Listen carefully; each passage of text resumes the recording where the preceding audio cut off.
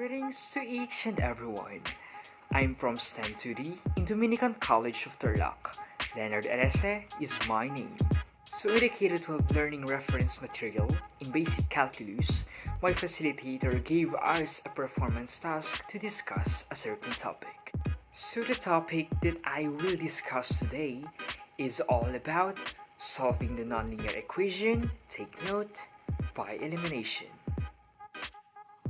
So system of nonlinear equations. So what it is? So it is an equation in which some terms have more than one variable, or a variable of degree 2 or greater is called a nonlinear equation. So what is a nonlinear equation? A nonlinear system of equations includes at least one nonlinear equation. So to solve a nonlinear system, it helps to visualize the graphs of the system to determine the possible number of points where the graphs intersect, the solutions of the system. So take note, consider a system which includes two equations where the graph of one is an ellipse and the graph of another is a line. So, solving nonlinear systems of equations. So we have three examples.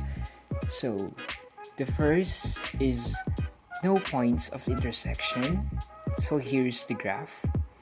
Second is one point of intersection. So here's the graph. And the last one is 2 points of intersection. So this is an example of the graph.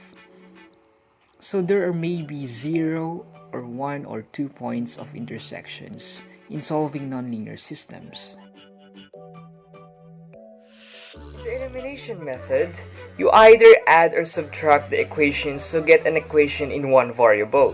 When the coefficients of one variable are opposites, you add the equations to eliminate a variable. And when the coefficients of one variable are equal, you subtract the equations to eliminate a variable. We can also use elimination to solve systems of nonlinear equations. It works well when the equations have both variables squared. When using elimination, we try to make the coefficients of one variable to be opposites. So when we add the equations together, that variable is eliminated. So let's give an example on how to solve a nonlinear system by elimination. So number 1. X squared plus y squared is equal to 25. Number 2. 3x squared minus y squared is equal to 11. So the graph of equation is a circle, and the graph of equation 2 is a hyperbola. So there may be 0, 1, 2, 3, or 4 points of intersection. We can use the method of elimination to solve this system. So the first one is circle, and the second one is a hyperbola.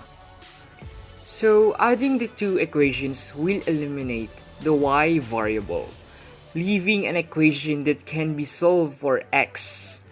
So here's the solution. X squared plus y squared is equal to 25. 3x squared minus y squared is equal to 11. So the final solution is 4x squared is equal to 36. So our last final answer will be 4x squared is equal to 36. So we should divide both sides by 4. Solve for x. So it should be x squared is equal to 9 and x is equal to positive negative 3.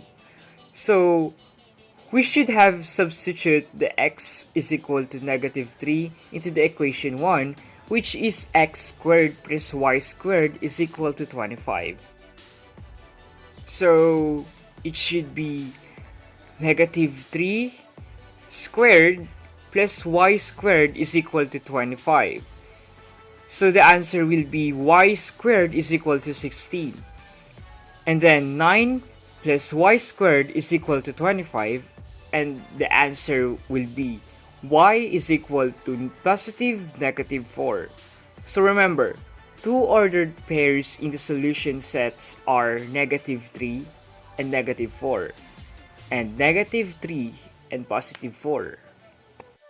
So after we substitute the 3 into x into the equation 1, which is x squared plus y squared is equal to 25, the final solution set will be -3 and -4, -3 and +4, both +3 and 4, and lastly, +3 and -4.